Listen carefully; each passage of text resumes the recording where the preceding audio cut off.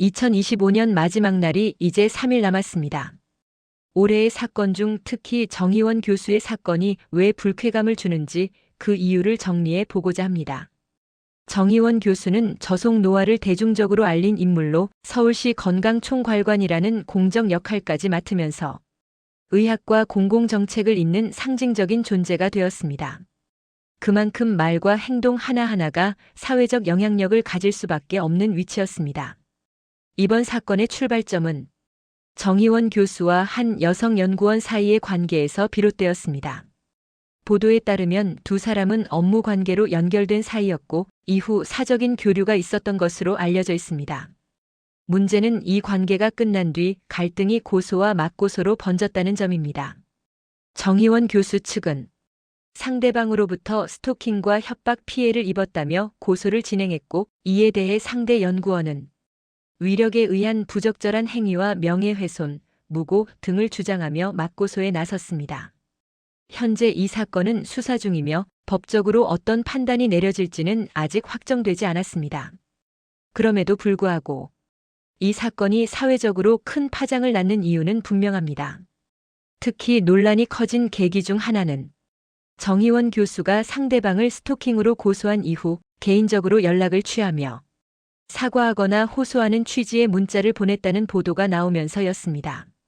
공인으로서의 기준은 개인의 감정이 아니라 책임의 무게로 판단되어야 한다고 생각합니다. 정의원 교수는 단순히 유명해진 의사가 아닙니다. 국내에서 가장 큰 병원 중 하나인 대형 A병원의 의사였고 의과대학 교수였으며 노화 연구 분야에서 의미 있는 성과를 쌓아온 연구자입니다. 학력으로만 보아도 사회적 위치로만 보아도 한국 사회에서 명백히 지도자급 인물에 속합니다.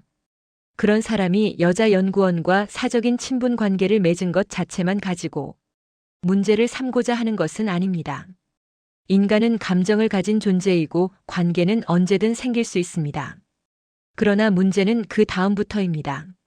정의원 교수는 상대 여성 연구원을 스토킹으로 고소한 이후 자신이 가스라이팅을 당했다고 주장합니다. 또 상대방이 이혼을 요구했다고 말합니다.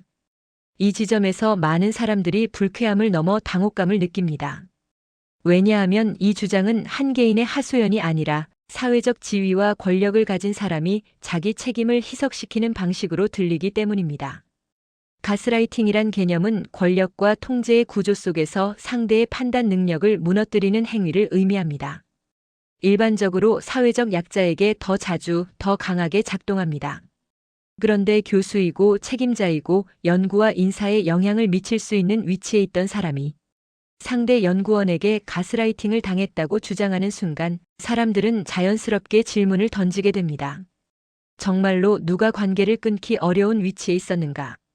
누가 불이익을 감수해야 할 가능성이 더 컸는가? 이 질문을 피해갈 수는 없습니다. 또 하나의 문제는 상대가 이혼을 요구했다는 주장입니다. 설령 그 말이 사실이라고 가정하더라도 그것은 형사고소의 정당성을 강화하는 근거가 되지 않습니다. 사적인 요구가 있었다면 그 자체로 관계를 정리하고 거리를 두면 될 일입니다.